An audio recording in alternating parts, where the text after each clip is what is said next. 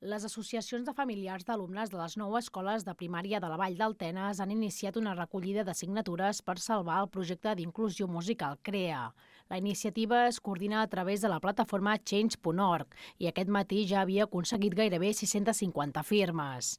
La campanya ha vist la llum després que el febrer passat la Mancomunitat anunciés la cancel·lació d'aquesta iniciativa en l'aprovació del pressupost d'aquest any, basant-se en una decisió política dels 4 ajuntaments fonamentada en la inviabilitat econòmica.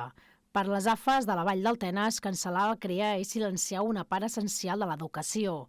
Per això demanen a la Mancomunitat i als municipis que en formen part que reconsiderin la seva decisió i garanteixin la continuïtat d'una proposta que, segons les impulsores de la campanya, ha esdevingut motor d'inclusió i desenvolupament social personal i comunitari.